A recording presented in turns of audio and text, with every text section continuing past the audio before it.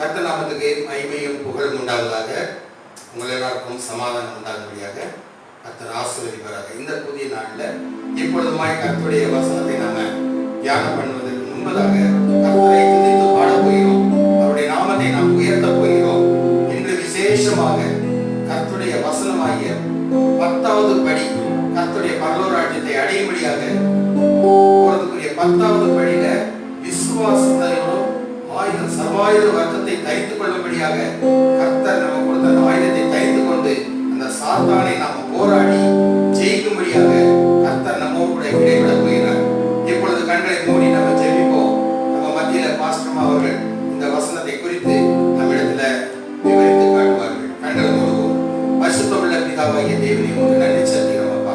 இப்பொழுதுமாய் சர்வாயுத வர்க்கத்தை தைத்துக் கொள்ள நாங்கள் இப்பொழுது ஆயத்தத்தோடு கூட வந்திருக்கிறோம். கர்த்தர் எங்களை ஆசீர்வதித்து உங்களுடைய நாமத்தை உயர்த்தும்படியாக பாடப்போகிற பாடல்களை நீர் ஆசீர்வதிங்கப்பா. எங்களோடு கூட இடைப்படும் உங்களுடைய வசனத்தை கேட்கும்படியாக எங்கள் செவிகளை திறப்பீராக. உமக்கே துதி கன மகிமை உண்டாகட்டும். இயேசுவின் மூலம் ஜெபம் கேளும் நல்ல பிதாவே. ஆமென், ஆமென், ஆமென். அல்லேலூயா. கர்த்தர் நாமத்துக்கு ஸ்தோத்திரம். வல்லமையின் ஆவியானவர் என்னுள் வந்துவிட்ட காரணத்தால் பொல்லாத சாத்தானை நான் சொல்லாலே விரட்டி அடிப்பேன். அதை குறித்து தான் இப்போ பேச போறாங்க பாஸ்டர்மா. சர்வாயுத வர்க்கத்தை தைத்து கொண்டு அந்த சாத்தானையும் வான சேனைகளையும் நாம் ஜெயிக்கும்படியான அந்த வசனத்தின் மூலமாய் கர்த்தர் இன்று நம்மிடத்தில் பேச போகிறார். அதுக்காக உங்கள் செவிகளை ஆய்வு பண்ணுங்க. இப்போ இந்த பாடலை பாடி கடந்து செல்வோம்.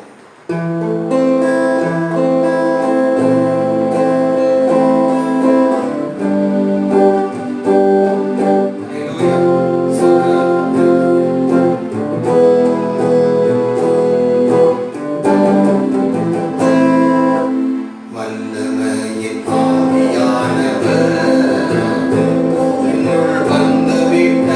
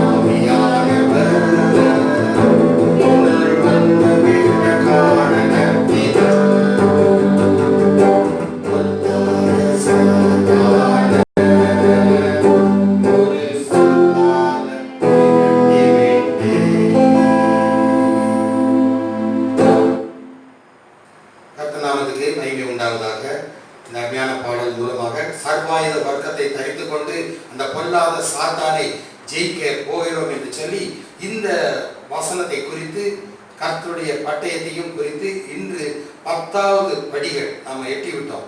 10வது படியில நடக்க வேண்டிய காரியத்தை குறித்து, கவனிக்க வேண்டிய காரியத்தை குறித்து பாஸ்டம் அவர்கள் ஜெபத்தோடு இப்பொழுது இந்த வசனத்தை நம்மோடு கூட பகிர்ந்து கொள்வார்கள். கவனித்து கேட்போம். கத்திரி பரிசுத்தம் தோற்றம்.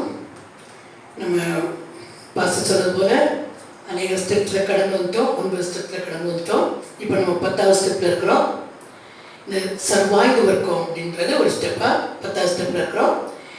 இதை குறித்து பேச போகிற நம்ம முன்னாடி ஒரு செபிக்கலாம். எல்லாரும் கண்கள் பிடிச்சோம். ஹல்லேலூயா ஹல்லேலூயா ஹல்லேலூயா ஹல்லேலூயா. இயேசுவா ஸ்தோத்திரம் ஸ்தோத்திரம் ஸ்தோத்திரம் ஸ்தோத்திரம் ஸ்தோத்திரம். தகப்பனே இயேசுப்பா, நன்றியோடு துதிக்கிறோம். தகப்பனே இயேசுப்பா, அன்புக்காக கிருபைக்காக இரங்களுக்காக தயவுக்காக கொடாருடைய ஸ்தோத்திரம். தகப்பனே இயேசுப்பா, நீ செய்த எல்லா ஆசிரியரும் நன்றி செலுத்துறமையா. தேவரே இயேசுப்பா, எங்களை பரலோகம் சேர்க்கத்தக்கதாக தகப்பனே இயேசுப்பா அநேக காரியங்களை கத்தாவே ரகசியங்கள் கத்த அடவேசப்பா அநேக விஷயங்களை கத்தா வேதத்தை எங்களுக்கு நீங்கள் போதித்து கொண்டு வர்றீங்களேப்பா. அதுக்காக ஸ்தோத்திரம் தகப்பனேசப்பா. எங்களை தெளிவுபடுத்தி தர்றீங்களே சுவாமி. அதுக்காக ஸ்தோத்திரம் தகப்பனேசப்பா. இப்படிமாக ராஜாவேசப்பா இந்த 10வது ஸ்டெப் நாங்கள் இருக்கிறோம் தகப்பனேசப்பா. இன்னும் நாங்கள் கடந்து ஒவ்வொரு ஸ்டெப்பாக கத்தாவேசப்பா உடைய ஆசீர்வாதத்தோடு கூட கத்தாவேசப்பா உடைய வல்லமையோடு கூட கத்தாவேசப்பா நான் கடந்து உடைய ராஜ்யத்துக்கு சேர தேவரேசப்பா எங்களுக்கு கரம் பிடிச்சு நடத்துங்க. நீங்க தானே எங்களோடு கூட இருங்கப்பா. ஒவ்வொரு ஸ்டெப்பையும் உடைய ஆசீர்வாதத்தை தாங்க. அடேசப்பா இப்போ பரிசுத்தமானவே நீங்க பேசுங்க ராஜா, நாங்க பேசக்கூடாதுப்பா, நீங்க பேசுங்க. அடேசப்பா ஒவ்வொரு வசனமும் நீ விரும்புகிற காரியத்தை செஞ்சுட்டு தாப்பா வரணும் சுவாமி. ஏசப்பா அந்த ஒவ்வொரு வசனங்களையும் அடேசப்பா நீங்க பேசி அடேச ஒவ்வொரு உள்ளங்களையும் கிரியை நடப்பீங்க தோப்பனேசப்பா. இதை கேட்கிறவங்க பார்க்குறவங்க அத்தனை தோப்பனேசப்பா ரட்சிப்பு கொடுத்து உடைய சர்வாயுத வர்க்கத்தை கொடுத்து உங்களுடைய சித்தத்தை இந்த பூமியில செஞ்சு ஒரு கூட்ட ஜனத்தை உமக்கென்று ஆதாயப்படுத்தி கொண்டு ராஜ்யத்துக்கு வந்து சேர நீங்க தானே கிருபை செய்ய நீங்க அந்த தேவரை பொறுப்படுத்திக் கொள்ள வேண்டும் என்று இயேசு கிறிஸ்துவின் நடிக்கும் பிதாவே ஆமென். Praise Lord. கடந்த ஸ்டெப்ல பார்த்தோம். ஒவ்வொரு ஊழியக்காரருக்கும் ஊழியத்துல பலன் கிடைக்கத்தக்கதா நம்ம ஊழியம் செய்யும் போது நமக்கு எத்தனையோ பிரச்சனை போராட்டம் வரும். நம்ம எல்லாருமே பார்க்கிறோம். எத்தனை ஊழியக்காரங்க அடி வாங்குறது, ரொம்ப கஷ்டப்படுறது, ரொம்ப சொல்ல முடியாத பிரச்சனை இருக்கிற பார்க்கிறோம். ஆனா ஆண்டவர் என்ன சொல்றாரு, இப்படிலாம் நடக்கும், ஆனாலும் நீங்க திடம் பண்ணுங்க, நான் உங்க கூட இருக்கிறேன்னு சொல்றாரு. கடைசி அந்த ஊழியக்காரர்களுக்கு ரொம்ப முக்கியமான ஒரு ஆயுதம் சர்வாயுத வர்க்கம். சர்வாயுத வர்க்கத்தை நீங்க வச்சுக்கிட்டீங்கன்னா உங்களுக்கு எந்த விதத்திலும் குறை வராதுன்னு சொல்றாரு. இப்போ சர்வாயுத வர்க்கம்னா என்ன? நம்முடைய பிசாசு அந்தகார சக்திகள், இப்பிரபஞ்சத்தின் விதிகள், வான மண்டலத்தில் பொல்லாதவை எல்லாரோடையும் நமக்கு போராட்டம் உண்டு. ஆனா அத்தனை போராட்டத்தையும் நம்ம ஜெயிக்கணும்னா நம்முடைய வாழ்க்கையில சர்வாயுத வர்க்கத்தை நம்ம வச்சுக்கணும். சரி, சர்வாயுத வர்க்கம் சர்வாயுத வர்க்கம் என்ன அதை குறித்து நம்ம இப்போ நம்ம பார்க்கலாம். அதை நம்ம தெளிவான பண்ணியிருந்தாதான் நீங்க ஒவ்வொருத்தரும் சர்வாயுதரை அணிஞ்சுக்கணும். அப்பதான் கர்த்தரை உழைத்து செய்ய முடியும், கர்த்தர் நாமத்தை மயப்படுத்த முடியும். அது மட்டும் இல்ல ஒவ்வொரு ஸ்டெப்பையும் இன்னும் பலத்தோடு இன்னும் உற்சாகத்தோடு கடந்து பரலோக ராஜ்யத்துக்கு செல்ல முடியும். சரி, சர்வாயுத வர்க்கம் அப்படின்னா என்னங்கிறத எபேசியர் 6ஆம் அதிகாரம் நம்ம 12ஆம் வசனத்தை வாசிங்க. ஏனெனில் மாம்சத்தோடும் இரத்தத்தோடும் அல்ல, துரைத்தனங்களோடும் அதிகாரங்களோடும் இப்பிரபஞ்சத்தின் அந்தகார லோகாதிபதிகளோடும் வான மண்டலங்களில் உள்ள பொல்லாத ஆவிகளின் சேனைகளோடும் நமக்கு போராட்டம் உண்டு. அதனால அடுத்த வசனம், ஆகையால் தீங்கு நாளிலே அவைகளை நீங்கள் எதிர்க்கவும் சகலத்தையும் செய்து முடித்தவர்களாய் நிற்கவும் திராணியுள்ளவர்கள் ஆகும்படிக்கு தேவனுடைய சர்வாயுத வர்க்கத்தையும் எடுத்துக்கொள்ளுங்கள். தீங்கு நாள்ல நாம் ஜெயிக்கத்தக்கதாக சர்வாயுத வர்க்கத்தை எடுத்துக்கொள்ளணும். சரி, சர்வாயுத வர்க்கம்னா என்னங்கிறத ஒவ்வொரு வசனமா நம்ம பார்ப்போம், ஒவ்வொரு காரியமா பார்க்கலாம். 14 to 17 வரைக்கும் இருக்குது. எபேசியர் 6ஆம் அதிகாரம் 14 to 17 வரைக்கும் இருக்குது. ஒவ்வொரு காரியமா நம்ம பார்க்கலாம். ஃபர்ஸ்ட் வாசிங்க 14ஆம் வசனம். சத்தியம் என்னும் கச்சையை உங்கள் அறையில் கட்டினவர்களாயும். முதலாவது ஆயுதம் எதுனா சத்தியம் என்னும் கட்சியை நம்ம அறையில் கட்டினவா இருக்கணும். அப்படின்னா சத்தியம் என்னும் கட்சியை நம்ம இப்போ பார்க்கலாம். இது என்ன எதுங்கிறத நீங்கள் உங்கள் பக்கத்தில் இருக்கோம். பாருங்க, முதல்ல சத்தியம் கட்சி இடுப்பில் கட்டியிருக்கணும். எனக்கு ஒரு இந்த கவிதை வாசிக்கும் போது எனக்கு ஒரு யோசனை, ஏன் ஆண்டவர் சத்தியத்தை இடுப்பில் போட்டாரு அப்படின்னு எனக்கு. ஏன்னா அது வந்து ட்ரெஸ்ஸில் பெல்ட், நமக்கு ஒரு பெல்ட் போடுறோம். ஏன் பெல்ட் போடுறோம் அப்படின்னா, முதல்ல ட்ரெஸ்ஸு வந்து முக்கியமாக நான் எனக்கு தெரிஞ்ச நான் சொல்கிறேன், ட்ரெஸ்ஸு கலந்துராதபடிக்கு ஒரு பெல்ட் போட்டு இறுக்கி கட்டுறோம். இல்லைன்னா பெல்ட் ட்ரெஸ் விழுந்துடும், மானம் போயிடும். நான் அதை தான் யோசிப்பேன். எனக்கு நான் சொல்கிறேன், எனக்கு கற்றுக் கொடுத்த சொல்கிறேன். அப்போ முதல்ல அவங்க வந்து சர்வாயுத வர்க்கத்தில் சத்தியம்ன்றது நம்ம மானத்தை காப்பாற்றக்கூடியது. அதுக்கு ஒரு சம்பவம் கூட சொல்லுவேன். நான் நமக்கு நம்ம வாழ்க்கையில் சத்தியமே இல்லாமல் நான் ஊழியம் செய்ய போகிறேன். சத்தியம்னா வேத வசனம், கர்த்தர், உண்மை, எல்லாமே சத்தியம் தான். உண்மை இல்லாத வாழ்க்கை, கர்த்தரும் எனக்கும் நடுவில் உண்மை இல்லை. நிறைய ஒளிமறை இருக்கு, நிறைய பிரச்சனை இருக்கு, நிறைய பொய்ய முறை இருக்கு. ஆனால் நான் சரி மேலாக்க ரொம்ப நல்ல ஊழியக்கார மாதிரி போய் ஊழியம் செய்கிறேன். மனுஷன் வேணா நம்பலாம், ஆனால் பிசாசு என்ன செய்ய நம்ம கரெக்டாக கண்டுபிடிச்சிடும். அதனால தான் நம்ம என்ன செய்யணும், சத்தியங்கிற கட்சியை இடுப்பில் கட்டிருக்கணும். அப்படி இல்லைன்னா மானம் இருக்கிறதுக்கு ஒரு சின்ன காரியத்தை நான் உங்களுக்கு சொல்கிறேன் பாருங்க.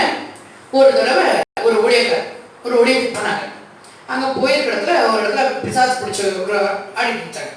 உடனே அந்த வீட்டோட சொன்னாங்க, பாஸ்டர் நீங்கள் வந்துருக்கீங்க, அவங்க வீட்டில் பிசாசு பிடிச்சிருக்கு, கொஞ்சம் விரட்டிட்டு போங்க. அப்போ வேண்டாம்னா சொன்னாரு. ஆனால் எல்லாரும் பாஸ்டர் என்ன பாஸ்டர் நீங்கள் பிசாசு விரட்டுங்க பாஸ்டர்ன்னு சொன்னாங்க. சரி என்ன செய்ய முடியும், பிசாசு தான் நம்ம விரட்டிலான்னு சொல்லி இவர் போனாரு.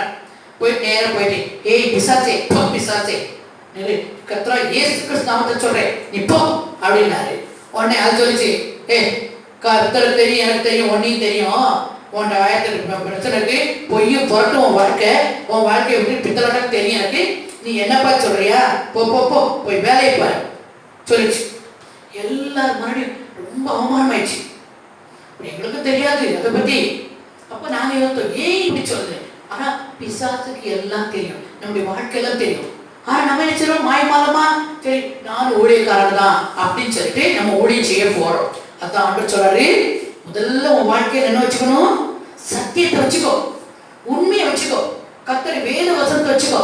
வேத வசனத்தோடு நீ நடக்கிறீங்களான்னு நீங்க உங்களை நீங்களே ஆராய்ந்து பார்த்துட்டு அப்புறமா ஊழியத்துக்கு போங்க. உங்க வாழ்க்கையிலேயே உண்மையில ஆண்டவருக்கு முன்பா நடக்கிறீங்க. அப்படிங்கும் போது நம்ம எப்படி ஊழியம் செய்ய முடியும்? மனுஷனுக்கு ஊழியம் செய்யலாம், ஆனா பயங்கரமான இடத்துல ஊழியம் செய்யவே முடியாது. ஏன்னா பிசாசு போராட்டம் பண்றோம்.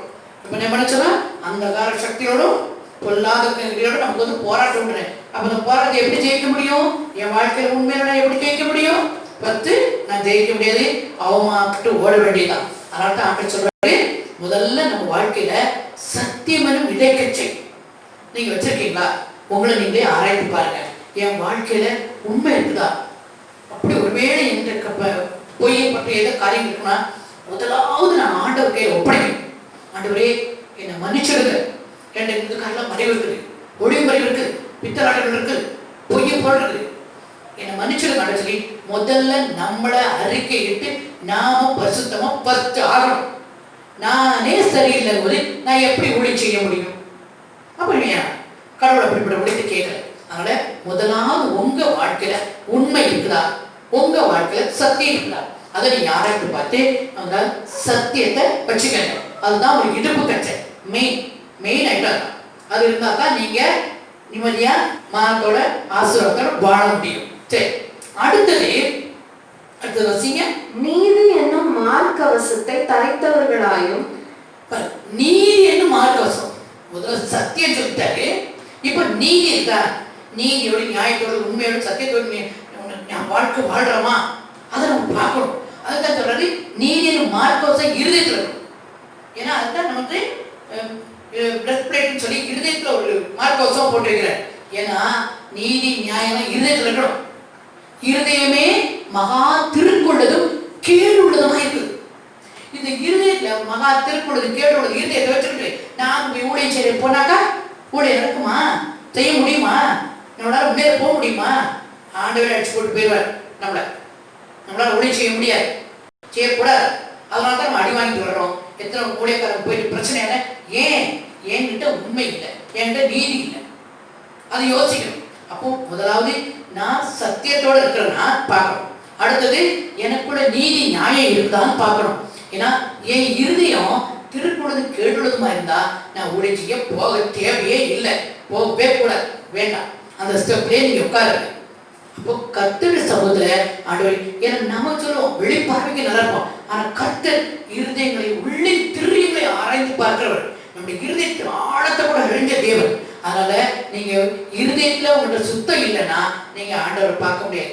இருதயத்தை சுத்தம் உள்ளவர்கள் தேவனை தரிசிப்பார்கள். நீங்க இருதயத்துல சுத்தம் இருந்தால்தான் நீங்க கர்த்தரை பார்க்க முடியும், கர்த்தரை ஊழியத்தை செய்ய முடியும், கர்த்தருக்காக நம்ம கர்த்தருடைய சித்தத்தை நிறைவேற்ற முடியும். அப்போ முதலாவது ரெண்டாவது நினைச்சீங்க, உங்க இருதயம் பரிசுத்தமா இருக்குதா, உங்க இருதயத்துல நீதி நியாயம் இருக்குதா அப்படின்னு சொல்லி நீங்க முதல்ல கவனிங்க. இல்லைன்னா உங்களுக்கு வெளி உலகத்துல வர்ற போராட்ட பிரச்சனைகளே உங்களை கீழே விழுத்தணும். அவ்வளவுதான், வாழ்க்கையில விழுந்து போக வேண்டிய சூழ்நிலை வரும். அதனால்தான் 10 சத்தியத்தை நீங்க வச்சிருக்கீங்களா, அடுத்தது உங்க இருதயத்துல நீதியை வச்சிருக்கீங்களா, சத்தியம் என்னும் இடைக்கட்சி, நீதி என்னும் மார்க்கவசம். ஏன்னா இருதயத்தை சுத்தப்படுத்தக்கூடியதா, இருதயத்தை பாதுகாக்கக்கூடியதா உங்களுடைய நீதி உங்க வாழ்க்கையில காணப்படணும். உங்களுடைய நீதி தான் உங்களோட மனுஷ நீதிக்கு அந்த கர்த்தருக்கு முன்பாக நாங்க நீதியா உண்மையா இருந்தீங்கன்னா நிச்சயமா உங்களோட கர்த்தர் ஆசீர்வதிச்சு கொடுப்பார். இந்த பிரபஞ்சத்தை எதிர்த்து நிக்க முடியும். சரி, மூணாவது பாருங்க, சமாதானத்தின் சுவிசேஷத்திற்குரிய ஆயத்தம் என்னும் பாதரட்சையை கால்களிலே தொடுத்தவர்களாயும், சமாதானத்தின் சுவிசேஷத்துக்குரிய ஆயத்தம் என்னும் பாதரட்சையை காலில் தொடுத்தவர்கள் அப்படின்னு அர்த்தம். எப்போதுமே அலர்ட்டா இருக்கணும் அர்த்தம். காலில் சப்பல் போட்டு இருக்கணுமா, ஆனா சொல்றது அலர்ட்னஸ், அலர்ட்டா இருக்கு, எப்போதுமே ரெடியா இருக்கு. ஏன்னா ஆண்டவரே உங்களை பான் கூப்பிட்டா எப்போ கூப்பிட்டாலும் ஊழியத்துல போறது ரெடியா இருக்கணும். அது அன்னைக்கு நம்ம முந்தின ஸ்டெப்ல பார்த்தோம், அத்திப்புலம் பொறுக்கிட்டு இருந்த ஆமோஸ் கிட்ட போய் நீ போய் ராஜா கிட்ட போய் சொல்லுன்னு சொன்னாரு, உடனே போனாரு. எலியா சொன்னாரு நீ கேட்டுக்கிட்டு போன்னு சொன்னாரு, உடனே போனாங்க, கீழ்படிஞ்சு போனாங்க. ஆபிரகாம் சொன்னாங்க கீழ்படிஞ்சு போனாங்க, உடனே போனாங்க. அவங்க கொஞ்சம் இருங்க அப்புறம் போறேன் இப்ப போறேன் சொல்லவே இல்லை. அப்ப நான் சொன்னாரு, நீங்க ஊழியம் செய்யறதுக்கு ஆண்டவரோட அழைக்கும் போது உடனே ஓகே ஆண்டவர் நான் இப்பவே போறேன்னு சொல்லி நீங்க கர்த்தருக்கு ரெடியா நீங்க சொல்லணும். அதுக்கான சொல்லி நீ ரெடியா ஆயத்தமா இருக்கீங்க, எப்போதும் ஆயத்தமா இருக்கணும். என் ஹஸ்பண்ட் அடிக்கடி சொல்லுவாங்க, ஏதாச்சும் தம்பி ஒரு மெசேஜ் எங்கேயாவது திடீர்னு இடத்துல போயிட்டு மெசேஜ் கூட சொல்லுவாங்க பாஸ்டர். நான் சொல்றேன் ஐயோ நீங்க சொல்லவே இல்லையே எனக்கு ஃபர்ஸ்ட் இப்ப சொல்லினேன். அதுக்கு நீ பாஸ்டர் தானே, நீ பாஸ்டர் வைக்கும் நீ எப்படி இருக்கலாம், நீ எப்போ ரெடியா இருக்கணும். நீ பாஸ்டர் நீ கண்டிப்பா ஊழியத்தை எப்போ சொன்னாலும் நீ ஊழியம் செய்யற மாதிரி ரெடியா இருக்கணும், மெசேஜ் கொடுக்க ரெடியா, எந்த வசனத்துக்கு கொடுத்தாலும் மெசேஜ் சொல்றது ரெடியா இருக்கணும் அப்படின்னு பாஸ்டர் அடிக்கடி நீங்க சொல்லுவாங்க. அது எனக்கு பூஸ்ட் பண்ண மாதிரி தான் நினைப்போம். அது அந்த வளர்ந்ததுனால தான் நான் இப்போ உற்சாகமா சொல்றேன் உங்ககிட்ட. ஏன்கிட்ட எப்போதுமே ஊழியம் செய்யறதுக்கு ரெடியா இருக்குன்னு சொல்லுவாங்க, எப்போதுமே மெசேஜ் கொடுக்க ரெடியா இருக்கணும்னு சொல்லுவாங்க, திடீர்னு கூப்பிட்டு சொல்லுவாங்க மெசேஜ் கொடுக்க சொல்லி. அதனால நான் உங்க கத்த நினைச்சேன்னா உங்களுக்கு காலில் பாதரட்சி எப்போ ஆயத்தம் பாதரட்சி அப்படின்னா ஆண்டு சொல்றாரு நீங்க எப்போது ரெடியா இருக்கணும், ஆயத்தமா இருக்கணும். கத்தர் எந்த வேலையை கொடுத்தாலும் நம்ம ரெடியா இருக்கணும். உங்களுக்கு உதாரணமா சொல்லணும்னா எனக்கு ஒரு தோணுது, சோதம் கோபுரம் அழிய போகுது, அழியும் போது தெரியும் அது எந்த ராத்திரி எந்த இல்லை திடீர்னு வந்தாங்க ஏஞ்சல்ஸ் லோத்துல சொன்னாங்க பாரு ஒரு தேசம் அடைய போகுது நட விடுங்க சொல்லிட்டு கிளம்புனாங்க. ஐயோ எப்படி போறது நாங்க கிளம்புனாரு. உடனே கையை பிடிச்சாரு லோத்து ஒய்ஃபு அவங்க பிள்ளை ரெண்டு கிளம்புனாங்க. ஆனா சரி இந்த அம்மாவுக்கு ரொம்ப கவலை, ஐயோ இவர் திருப்பி வந்து சொல்லிட்டாரே நான் அதை செய்யாம விட்டுட்டேனே, இதை பார்க்காம விட்டுட்டேன், இதை கொஞ்சம் எடுக்காம விட்டுட்டேன். பின்னாடி திரும்பி பார்த்தாங்க, அவ்வளவுதான் உப்புத்தூர். இப்ப நான் உங்களுக்கு என்ன சொல்றேன்னா, நீங்க கர்த்தர் உங்களை அழைச்சி நீங்க போன இடத்துக்கு போய் உழைச்சி சொன்னா ரெடியா இருக்கணும். அதுல இந்த இடத்துக்கு வான்னு சொன்னா ரெடியா இருக்கணும், இந்த ஆட்கள் இப்படி போய் பேசுனா ரெடியா இருக்கணும். அதுக்கு தான் அடுத்தது ஆயத்தம் என்ன பாதரட்சி காலில் தொடுத்தவங்க அப்படின்னு எப்போதுமே ரெடியா நீங்க இருக்கணும். கர்த்தருடைய சத்தத்துக்கு கீழ்ப்படிறதுக்கு நீங்க ரெடியா இருக்கீங்களா, அதை யோசித்து பாருங்க. ரெடியா தான் இருக்கிறேன், ஆனா இப்போ எனக்கு பிள்ளைகளா இருக்காங்க, ரொம்ப கஷ்டம். இப்போ ரொம்ப நாங்க ஊழியருக்கு வரும்போது எங்களுக்கு பிரச்சனை தான் இருந்துச்சு. 3 பொம்பளை பிள்ளைங்க, ஆண்டவர் போச்சு ஒரு வில்லேஜுக்கு போச்சுட்டாருங்கள ஊழியத்துக்கு போனாங்க. இவங்க 25,000 சம்பளம் வாங்கியிருந்தாங்க. உடைய வேலையை விட்டுட்டு திருப்பி போறது 3 பொம்பளை பிள்ளைங்க. ஆனா கர்த்தர் சொன்னாரு, நீ போ, நான் அவன் நடத்துவேன். நாங்க கர்த்தருடைய சத்தத்துக்கு மட்டும் கீழ்ப்படிந்து இந்த இடத்துக்கு வந்தோம். வேற எந்த வேற யாரை பத்தி நான் கேட்கல, வேற யார்கிட்ட யோசனை கேட்கல, மாம்ச ரத்தத்தை நாங்க கேட்கல, ஒண்ணு செய்யல. கர்த்தர் போய் சொன்னார், கர்த்தர் நடத்துவார். அவருக்கு தெரியும் எதை, எப்போ, எங்க, எப்படி, என்ன செய்யணும் அவருக்கு தெரியும். நம்மளை உருவாக்குற தேவனுக்கு தெரியாதா? கண்டிப்பா தெரியும்.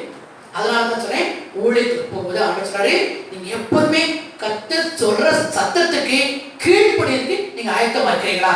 காட்சிக்கங்க. அப்படி ஆயத்தமா இல்லைன்னா இன்னைக்கு உங்களை நீங்க சரிப்படுத்திக்கங்க. எந்த நேரத்தையும் அவர் கூப்பிடுவார், எந்த நேரத்தையும் ஊழியம் செய்ய சொல்லுவார், எந்த நேரத்தில் உங்களை பேச சொல்லுவார்.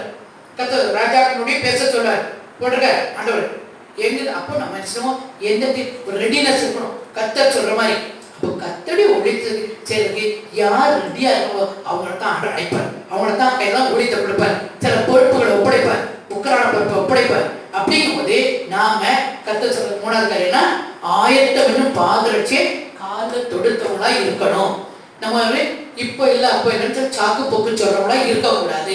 கர்த்தர் எதிர்பார்க்கறது அதுதான். சரி, அடுத்தது நாலாவது காரியம், பொல்லாத நெய்யும் அக்கினி ஆஸ்திரங்களை எல்லாம் அவிழ்த்து போடத்தக்கதாய் எல்லாவற்றிற்கும் மேலாக விசுவாசம் என்னும் கேடகத்தை பிடித்து கொண்டவர்களாயும் நில்லுங்கள். பாருங்க, விசுவாசம் அப்படிங்கிறது நம்ம வாழ்க்கையில் ரொம்ப முக்கியம். விசுவாசம் இல்லைன்னா நீங்க எந்த ஒரு காரியத்தையும் செய்யவே முடியாது. நீங்க டவுட் பண்ணிட்டு இருந்தீங்கன்னா அதை யாக்கோபு சொல்லிக்கிறாரு, ஏன்னா விசுவாசம் இல்லாம அப்படி இருக்கும் சந்தேகப்பட்டுட்டு நீங்க எதையாவது ஆண்டவர்கிட்ட கேட்டு வாங்கலாம் நினைக்கவே நினைக்காதீங்க. நீங்க விசுவாசத்தோடு எந்த ஒரு காரியத்தையும் கர்த்தர் சொன்னாரு செய்வேன், கர்த்தர் வார்த்தை கீழ்ப்படிவேன், கர்த்தர் வேதம் சொல்றது கீழ்ப்படி அப்படின்னு சொல்லி விசுவாசத்தை நீங்க வச்சதுன்னா நீங்க கர்த்தர் உங்க மேல இஷ்டப்படுறாரு, உங்க கையில பொறுப்பு ஒப்படைப்பார், ஊழியத்தை செய்ய முடியும். நீங்க விசுவாசம் இல்லைன்னா உங்களால ஒரு வேலையுமே செய்ய முடியாது.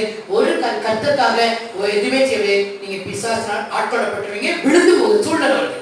பாருங்க, 1 தெசலோனிக்கே 5:8 பாருங்க. 1 தெசலோனிக்கே 5:8 விசுவாசம் அன்பு என்ற மார்க்கோசம் ரட்சிப்பு. அங்கேயும் அதைத்தான் சொல்லிக்கிறாரு.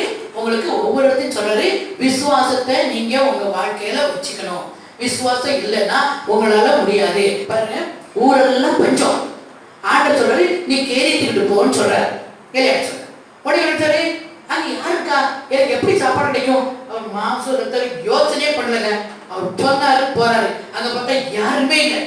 ஒரு நதி ஓடிட்டு இருக்கு, தண்ணி இருக்குது, கேரிக்கா தண்ணி இருக்கு, தண்ணியை குடிச்சாரு. தண்ணி இருக்கு, சாப்பாடு எங்க? அதை ஆண்டவர் பார்த்துக்குவார். காக்கா வச்சு போஷிச்சார். இவர் அங்க போகலன்னா அந்த சாப்பாடு கிடைக்குமா? ஊரெல்லாம் பஞ்சம். நிச்சயமா எங்க வாழ்க்கையில் நாங்க சொன்னா கர்த்தர் 20 வருஷத்துக்கு முன்னாடி அழைச்சு வந்தார். 20 வருஷமா நாங்க இன்னைக்கு வரைக்கும் யார்கிட்டையும் கையெழுந்து விடவே இல்லை. நான் கர்த்தருக்கு உறுதியா விசுவாசம் சொல்றேன். கர்த்தர் அவ்வளவு அழகா அருமையா இருந்தது. நாங்க எப்படி பயந்துட்டு அந்த வந்தோம். கர்த்தர் சொன்ன ஒரு வார்த்தையை மட்டும் கேட்டு கற்று வந்தோம். ஆனா ஆண்டவர் இந்த 20 வருஷத்துல அழகா அருமையா வனாந்தர வாழ்க்கை இல்லைங்க, சந்தோஷமான வாழ்க்கை நடத்தி கொடுத்தார். பிள்ளைகளுக்கு யோசித்து பிள்ளைகள் கல்யாணம் பண்ணி பேர் பிள்ளை பெற்று கொடுத்து அவ்வளவு அருமையா நடத்துறாரு. இன்னைக்கு வரைக்கும் நடத்துறாரு. அப்போ இந்த விசுவாசம் இல்லைன்னா இந்த இடத்துல நாங்க வந்திருக்க முடியாது, இன்னைக்கு உயிரோட இருக்க முடியாது, படைச்சிருக்க முடியாது.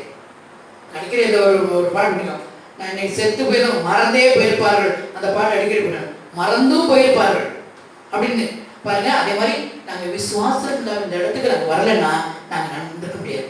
ஆனா கர்த்தருடைய வார்த்தையை மட்டும் நம்பி விசுவாசிச்சு இங்க வந்தோம். கர்த்தர் அழகு அருமையா ஆசீர்வதிச்சு இன்னைக்கு வரைக்கும் நடத்துறாரு. அதனால்தான் ஆனா அதே இடத்துல விசுவாசம் கேடை நான் யோசிப்பேன், கேடை வந்து கொடுத்தாரு. ஏன்டா யாரா நம்ம விசுவாசத்தை நான் வச்சு ஒரு பாதை போகும்போது ஐயோ அங்கேயா போறீங்க, அது சரியில்லை சொன்னாங்கல்ல. நினைவேக்கு போகும்போது ஐயோ முரட்டாட்டோட ஜனங்க அவங்க போவாங்க, இந்த இடத்துக்கு அப்படியே போய்விடு. அப்ப நம்மளை சொல்லும் போது நம்மளை டிஸ்கரேஜ் பண்ணும்போது நம்ம கேடயத்தை வச்சு அப்படி எப்படி நம்ம சொல்லிட்டோம்னா அந்த விசுவாசத்தை நம்ம தடுத்து போற காரியத்தெல்லாம் கேடைய மாதிரி கீழே போட்டு கேடையை தடுத்துடும். அதாவது அப்படி இருந்தோம் விசுவாசத்துக்கு முன்னாடி போய்கிட்டே இருங்க. அவிசுவாசம் உள்ள வார்த்தைகளை நெகட்டிவான காரியங்களை நீங்க மனசுல போடவே கூடாது. அதுதான் விசுவாசம் தான் உங்களுக்கு கேடையும். ஜீசஸ் என்ன செஞ்சாரு? கர்த்தருடைய வசனத்தை வச்சு வச்சு வச்சு அவன் வாழ்ந்தார். ஆண்டவர் அந்த நம்பிக்கை கர்த்தருடைய வசனம் தான் நம்மளை வந்து பாதுகாத்து நமக்கு வந்து ஒரு ஆசீர்வாதத்தை கொடுக்கும். அப்ப நினைச்சோம் கர்த்தருடைய வசனத்துக்குள்ள நம்ம சந்தோஷமா விசுவாசிச்சு போகும்போது எந்த ஒரு அக்னி ஆத்திரம்னா பிசாசு எரியும். ஒன்னு இதுல கூட ஒரு காரியத்தை நான் சொல்லணும்னு நினைப்பேன். ஒரு மார்ட்டின் லூத்தரை பற்றி சொல்லும்போது பிசாசு என்னோட கூட சொல்லுங்க, நான் விசுவாசம் நாங்கள் போயிட்டு இருக்கிறோம் லைஃப்ல. அது வந்து சொல்ல ஆமா உன் லைஃப் தெரியாதா, நீ ஓகேம்மா அந்த நாட்டில் எப்படி இருந்த, என்ன எப்படி தர மணி இருந்தியா, எப்படி இருந்த அப்படின்னு சொல்லி கேட்கும்போது எனக்கு மார்ட்டின் லூத்தர் ஞாபகம் வச்சு. ஒரு நாள் மார்ட்டின் லூத்தர்கிட்ட பிசாசு கேட்டுச்சான், நீ பெரிய என்ன பண்ற, நீ உன்னை எவ்வளவு பாவம் பண்ணிக்க தெரியுமா. உடனே மார்ட்டின் லூத்தர் ஈஸியாக அப்படியா எவ்வளவு பாவம் பண்ணிக்கிறேன்னு கேட்டாராம். அப்போதான் ஒரு பெரிய லிஸ்ட் கொடுத்துச்சான். அது பிசாசு பாரு நீ இந்த இதெல்லாம் லிஸ்ட்டை பாரு எவ்வளவு பாவம் பண்ணிக்க பாரு காய்ச்சி. உடனே 2 சேர் பக்கத்துல ஒரு இங்க் பாட்டில் இருந்துச்சா, ரெட் இங்க் இருந்துச்சு. எடுத்து அது அந்த காட்டு அந்த லிஸ்ட் மேல எடுத்து ஊற்றிட்டார். ரெட் இங்க் ஊற்றி சொன்னாராம், இது மாதிரிதான் இயேசு சிலுவையில தன்னுடைய ரத்தத்தால என் பாவத்தை விட்டார். என் பாவத்தெல்லாம் அவர் மன்னிச்சார். இப்ப எனக்கு நான் ஃப்ரீயா இருக்கிறேன், என் பாவம் மன்னிக்கப்பட்டுருச்சு, எனக்கு கடவுள் பெரிய ரட்சிப்பு கொடுத்துட்டாரு. அப்படிங்கும்போது நான் எதை குறிச்சு கவலைப்படனே, நான் விசுவாசத்தை மட்டுமே வச்சிருக்கேன் சொல்லி அவரு கடந்து போறார். விசுவாசம் வெட்கப்பட்டு போச்சு. அதனால நம்முடைய வாழ்க்கையில கூட நமக்கு யாராவது நெகட்டிவா சொல்லுவாங்க, நீ அப்படி இப்படி சொன்னாங்க. நான் அடிக்கடி சொல்வேன், யாராவது சொல்றேன் ஐயோ போங்க ஏதாவது சொல்லுங்க பாருங்க அப்படி கத்தரி காய்க்க மட்டும் நடந்து போய். அடுத்ததுல சொல்றேன் பாருங்க. அடுத்தது வந்து ரட்சண்யம் எனும் தலைச்சீராவையும், ரட்சண்யம் என்ற தலைச்சீரா, ரட்சணினா ரட்சிப்பு, கர்த்தருக்கு பாவ மன்னிப்பு. பாவ மன்னிப்பு அந்த நிச்சயத்தை வச்சுக்கணும். அது ஹெல்மெட் மாதிரி எதுவுமே எல்லாம் சொல்லுவாங்க, தலையை கட்டுறாங்க, நீ பெரிய வைக்கமா சொல்லுவாங்க. அப்ப எதையுமே நம்ம சிந்திக்காதபடிக்கு கர்த்தரை மட்டுமே, கர்த்தருடைய வசனத்தை மட்டுமே, கர்த்தருடைய சத்தத்தை மட்டுமே கேட்டு நம்ம முன்னேறி போக முடியுது. நம்ம பாவ மன்னிப்பு நிச்சயத்தை வச்சிருந்தோம்னா நம்ம கவலைப்பட வேண்டியதே இல்லை.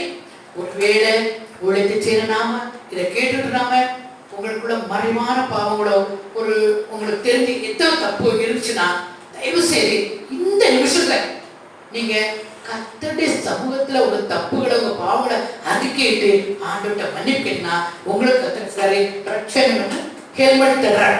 ரட்சன் தலைச்சீர ஹெல்மெட் ஹெல்மெட் போட்டு போக, ஏன்னா தலைக்கு அடிபடக்கூடாது.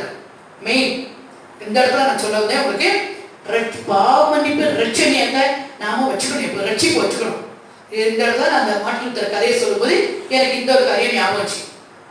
என்ன கூட ஒருத்தர் சொன்னாங்க, ஐயோ நீங்க அப்படி எப்படின்னா நான் சொல்றேன், ஆமா எல்லாம் இருந்தோம், கர்த்தர் தான் எனக்கு விட்டாரு, கர்த்தர் தான் ரட்சித்தாரு, கர்த்தர் காக்க மாட்டார், என் பாவத்தெல்லாம் எடுத்து உள்ள போட்டார். அவர் மகா சமுத்திரத்தின் ஆழத்துக்கு போட்டார். நீங்க எடுத்துக்கிட்டீங்கன்னா யாருக்கு என்ன சொல்றேன், அதெல்லாம் புதைக்கப்பட்டுருச்சு, அன்னைக்கே புதைக்கப்பட்டுருச்சு. புது மனுஷன் பழைய வச்சிருக்கோம், எல்லாம் புதுதாங்க. அப்ப புது மனுஷன் நாம இருக்கிறோம். ஆனா அந்த பிசாசு தெரியுமா ஆண்டிட்டு சொன்ன மாதிரி, ஐயோ உனக்கு அந்த கதை எப்படிச்சு, இது எப்படி இது அப்படின்னா. ஒரு நாள் சொல்லும்போது ஏன்ட்ட சொல்லும்போது நான் சொன்னேன், நான் எல்லா பாவத்தையும் ஆண்டவர் எல்லாம் கூடி தோடி புதைச்சிட்டேன் மனுஷன். இப்ப நான் ஃப்ரீ பேர்ட், நான் கொள்ளல, கர்த்தரை கிருபையால நான் ஃப்ரீயா இருக்கேன், சந்தோஷமா இருக்கேன். அப்ப பிசாசு சொல்லுங்க, ஏன் பாவத்தை ஆண்டவர் மன்னிச்சிட்டார். ஆனா இந்த பாவத்தை கிளறி யாராவது எடுத்தாங்கன்னா யார் கையினாலும் சொல்லுவேன். நான் அடிக்கடி சொல்லுவேன், நிறைய பேர் சொல்லுவேன், யாராவது பாவத்தை குறிச்சு பேசலாம்னு சொல்லுவேன். என் பாவத்தை எடுத்து சொன்னீங்கன்னாக்கும் கடைசி நீங்க தான் நாரி போயிருவீங்க. அந்த ரைட் நான் போனேன், ரைட்டு தான் நான் சட்டை போட்டேன், ரைட் கரெக்ட் இப்படிலாம் பண்ணேன். ஆனா இன்னைக்கு எல்லாத்தையும் விட்டுட்டார். என் ஆண்டவர் எல்லாத்தையும் மன்னிச்சிட்டார், எனக்கு ரட்சிப்பு கொடுத்தார், பாவ மன்னிப்பு ரட்சிப்பு கொடுத்தார். அந்த ரட்சிப்பு நிச்சயம் இருக்குது. நான் கடந்து போயிட்டே இருப்பேன், நான் தைரியம் தரணும்னு நடந்து போவேன். நான் பாவத்தை செய்யறேன், கர்த்தர் மன்னிச்சிட்டார், இப்ப நான் புது மனுஷன், நான் கர்த்தருடைய பிள்ளை அப்படின்னு சொல்ற ஒரு நம்பிக்கை உங்களுக்கு இருந்துச்சுன்னா நீங்க ஊழியத்துல தலை நிமிர்ந்து போகலாம். இல்லைன்னா ஊழியத்தை செய்து சொல்லுவாங்க, ஐயோ அப்படின்னாங்க, உடனே ஆமால அப்படின்னு அப்படின்னு நடந்து நீங்க சரியா ரட்சிக்கப்பட அர்த்தம். உங்க பாவம் மன்னிக்கப்படாதுன்னு அர்த்தம். உங்க பாவம் மன்னிக்கப்பட்டிருந்துச்சுன்னா கண்டிப்பா அதை குழி தோண்டி ஆண்டவர் புதைச்சிட்டார், சமுத்திரத்துக்கு ஆழத்துல கொண்டு போட்டார். இப்ப கூட சமுத்திரத்தை ஆழத்துல நோண்டிட்டு இருக்காங்க எல்லாரும், அதெல்லாம் தேவையில்லை நோக்கி. ஆனா நம்முடைய பாவத்தை தோண்டி எடுத்தாங்கன்னா பிணத்தை தோன்ற மாதிரி யாருக்கு ஸ்மெல்லு, யாருக்கு நாட்டம். நான் சொல்லுவேன், உங்க கை தான் நாரும், எனக்கு பிரச்சனை இல்லை, நான் நல்லா இருக்கேன், என் தேவன் எனக்குள்ள இருக்கிறார், எனக்கு பிரச்சனை இல்லை. அப்படிங்கும்போது கர்த்தர்ட்ட நீங்க ரட்சண்யம் என்னும் தலைச்சீரா. அப்ப ரட்சிப்புங்கிற ஒரு தலைச்சீரவை நீங்க வச்சுட்டீங்கன்னா தான் உங்க வாழ்க்கையில சந்தோஷம், சமாதானம், ஆசீர்வாதம் கிடைக்கும். அந்த ஹெல்மெட் இல்லைன்னா உங்க வாழ்க்கையில ரொம்ப பிரச்சனை வரும். நீங்க ரொம்ப கண்ணீரோட கட்டோட கடைசியில் ஊழியத்துல விட்டுட்டு, வாழ்க்கையை விட்டுட்டு, கடைசி மரணம் வரைக்கும் போகக்கூடிய ஒரு சந்தர்ப்பம் கூட வரும். ஏன்னா எப்போதுமே மனுஷனால தோல்வியை தாங்க முடியாது, பழைய காரியம் தாங்க முடியாது, பிரச்சனைகளை தாங்க முடியாது. அப்ப என்ன செய்வாங்க? அவங்க மறிச்சிடுவாங்க, தற்கொலை பண்ணிடுவாங்க. ஆனா கர்த்தர் ரட்சிப்பின் சந்தோஷத்தை நீங்க வச்சுக்கிட்டீங்கன்னா உங்களுக்கு கவலையே இல்லை. கர்த்தருடைய ஊழியக்காரர்களுக்கு நான் தாழ்மையா சொல்றேன், ரட்சிப்பின் சந்தோஷம் வச்சுக்கங்க. அப்படி ரட்சிப்பின் சந்தோஷம் இல்லைன்னா எங்கேயோ ஒரு இடத்துல ஒரு தப்பு நடந்துச்சுன்னு அர்த்தம், எங்கேயோ ஒரு இடத்துல முடிச்சுன்னு அர்த்தம். அது இன்னைக்கு ராத்திரில கர்த்தருடைய சமுதிர எல்லாம் தெரியும். யாருக்கு மனுஷன் நடந்தது, மனுஷன் தெரிய வேண்டியது. கர்த்தருடைய சமுதிரை சொல்லி நீங்க அறிக்கைட்டு பாவமனை பெற்றுட்டீங்கன்னா உங்களுக்கு சந்தோஷம் கிடைக்கும், சமாதானம், கர்த்தருடைய ஆசீர்வாதம் கிடைக்கும். உங்களுக்கு அது ஹெல்மெட் மாதிரி, தலைச்சீர மாதிரி யாரும் உனக்கு முடியாது. சரி, அடுத்தது பாருங்க. தேவ வசனமாகிய ஆவியின் பட்டயத்தையும் எடுத்துக்கொள்ளுங்கள். கர்த்தருடைய வசனத்தை நம்ம வச்சுக்கணும். கர்த்தருடைய வசனம் நம்ம கையில் இருந்துச்சுன்னா நமக்கு கவலையே இல்லை. ஜீசஸ் தன்னுடைய சோதனை எப்படி ஜெயிச்சாரு? மத்திய நாளாக பாருங்க, கர்த்தர் எடுத்துட்டாரு. ஒவ்வொரு சோதனையை பிசாசு கொடுக்கும் போதும் கர்த்தருடைய வசனத்தை சொல்லி சொல்லி ஜெயிச்சாரு. அதனால கர்த்தருடைய வசனத்தை நம்ம வச்சிருந்தோம்னா ஆவியின் பட்டயம் தான். அதை நான் எப்போது எடுக்க சொல்வேன், இந்த ஆவியின் பட்டயம் இருவரும் கருக்குள்ள பட்டயம். பாருங்க, எபிரேயர் 4:12. எபிரேயர் 4:12 பாருங்க. தேவனுடைய வார்த்தையானது ஜீவனும் வல்லமையும் உள்ளதாயும் இருபுறமும் கருக்குள்ள எந்த பட்டயத்திலும் கருக்கானதாயும் ஆத்மாவையும் ஆவியையும் கணுக்குகளையும் ஊனையும் பிரிக்கத்தக்கதாக உருவ குத்துகிறதாயும் இருதயத்தின் நினைவுகளையும் யோசனைகளையும் வகையறுக்கிறதாயும் இருக்கிறது. அப்ப கர்த்தருடைய வசனம் இருபுறமும் கருக்குள்ள பட்டயம். இது நான் எப்போ அடிக்கடி எனக்கு பாடமா எனக்கு கற்றுக் கொடுத்த பாடம் சொல்றேன். ரெண்டு பக்கம் ஒரு அறுவாடு இருக்குது, ஒரு பட்டயம். அந்த பட்டயத்துல இப்படின்னு வச்சுக்காங்க, இப்படி இங்கேயும் ஷார்ப்பு இங்கேயும் ஷார்ப்பு. அது என்ன செய்யணும், எனக்குள்ள எனக்கு கற்றுக் கொடுத்தனா கர்த்தருடைய வேத வசனம் இப்படி போட்டா என்ன அடிக்கும், அப்படி போட்டா அவங்கள அடிக்கும். அப்ப எங்கிட்ட நான் வசனத்தை மட்டும் சொல்லிட்டு நான் தப்பிக்க முடியாது. கத்த சொல்றது எங்கிட்ட அதே வசனம் என்னைக்கு நான் இப்போ உங்கள்கிட்ட பிரசன்ட் பண்றேன், இதே வசனம் என் வாழ்க்கையில் இருந்துச்சுன்னா இப்படி போட்டு என்னைய அடி, என்னைய வெட்டும் இல்லையா, நீங்க தப்பிச்சு உங்களை வெட்டும். அப்போ ரெண்டு பக்கம் கருப்படப்பட்ட விஷயம் யாருன்னு சொல்றாங்களோ அவங்களுக்கும் அது வேணும், கருத்து கேட்கிறவங்களுக்கும் அது வேணும், கேட்கிறவங்களே அதை சரிப்படுத்தும். அப்படிங்கும்போது இந்த இருபுறம் கருப்புள்ள இந்த பட்டயத்தை நாம கையில வச்சிருக்கும் போது அது நம்முடைய ஆவி ஊனை பிரிக்கக்கூடியதா இருக்கும், நம்மளோட ஆத்மாக்குள்ள. அப்போ கர்த்தருடைய அந்த சத்தம் வந்து அந்த பட்டயம் என் இருதயத்துல ஊடுருவி போய் என்ன சரிப்படுத்தி என் ஆவி ஆத்மா சரீரத்துல என்னென்ன பிரச்சனைகள் எல்லாத்தையும் செய்யும், அது தோண்டி எடுக்கிறதா இருக்கும். அதனால தான் சொல்றாரு இருபுறம் கருப்புள்ள பட்டயம். அது கர்த்தருடைய வசனம். அந்த கர்த்தருடைய வசனம் என் வாயில இருந்துச்சுன்னா கர்த்தர் எனக்குள்ளோடு பேசும்போது நான் திருந்த முடியும், கர்த்தருடைய சத்தத்துக்கு கேட்கணும். நான் பாருங்க, இதுல பாருங்க, இப்ப நான் கர்த்தருடைய சத்தம் 1 தீமோத்தேயு 4:14.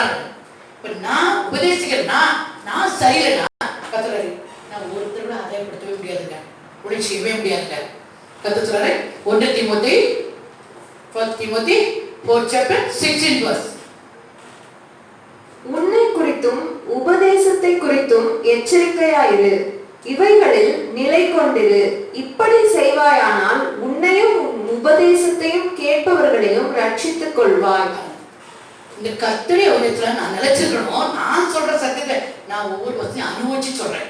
நிஜமா கர்த்தர் இந்த 45 வருஷங்கள கர்த்தர் சொல்லி ஒவ்வொரு வசனத்தை அனுபவிச்சு வாழ்க்கையை நினைச்சு சொல்றேன். கர்த்தர் சொல்றாரு இந்த வசனத்தை உதயத்துல நீ நினைச்சிருந்தாதான் உன்னையும் உன் உதயத்தை கேட்கிறவனையும் ரட்சித்துக் கொள்வேன்னு சொல்றாரு. அப்போ இந்த வசனத்தை பிரசங்க கேட்கிற நீங்க எல்லாருமே ரட்சிக்கப்படலாம். கர்த்தர் என்னையும் கேட்பாரு, உன்னையும் கேட்பாரு.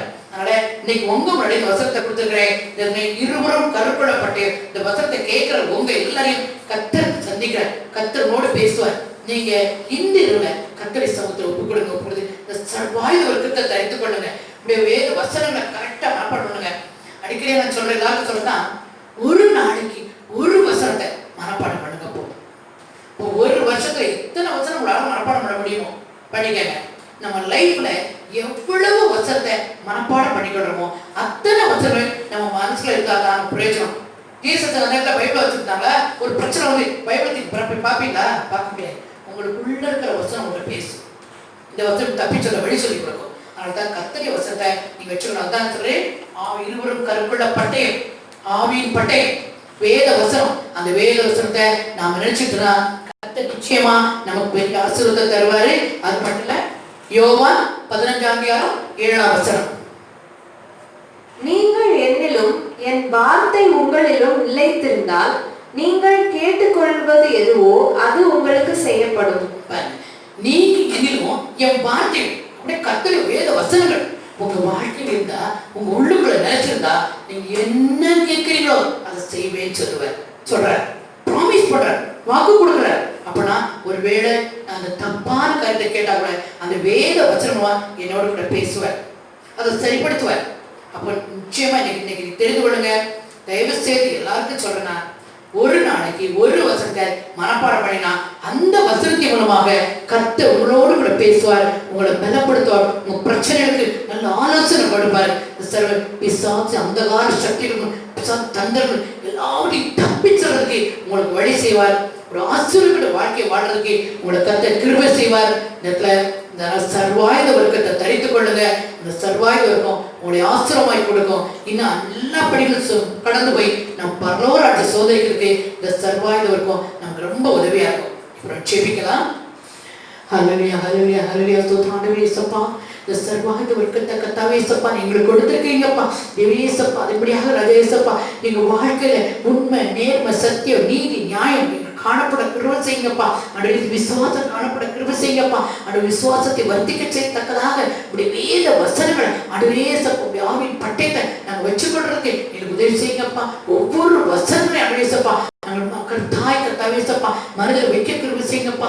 எங்களுடைய வாழ்க்கை உமக்கு உத்தம சாட்சியை கிருபை செய்யுங்கப்பா. உங்களுடைய வேத வசனங்கள் எங்களுக்குள்ள நீங்க எங்களுக்குள்ள என்னென்னைக்கு நினைச்சிருக்கணும் தோப்பனேசப்பா, நாங்க உங்களுக்குள்ள நினைச்சிருக்கணும்ப்பா. அப்படிங்கும்போது கத்தாவேசப்பா நாங்கள் கேட்டுக்கொள்ள எல்லாத்தையும் கொடுப்பேன். நீங்க வாக்குத்தத்தை பண்ணிக்கிறீங்கப்பா, நீங்க ப்ராமிஸ் பண்ணிக்கிறீங்க தோப்பனேசப்பா. அந்த வாக்குத்தத்துக்கு நாங்கள் தகுதிப்படத்தக்கதான கிருபை செய்யுங்க. எல்லாருக்கும் தவிசப்பா இந்த சர்வாயுத வர்க்கத்தை தரித்துக் கொள்ளவும், உங்க நாமத்தை மயப்படுத்த, உடைய ஊழியங்களை செய்ய, உடைய வல்லமையா நிரப்பப்பட, மீதியான ஆசீர்வாதம் பெற்றுக்கொள்ள நீங்க தானே கிருபை செய்து மீதியான தேவனாவை பொறுப்படுத்திக் கொள்ள வேண்டும் என்று இயேசு கிறிஸ்துவின் பிதாவே, amen. Amen. Hallelujah. Praise the Lord, praise the Lord, praise the Lord.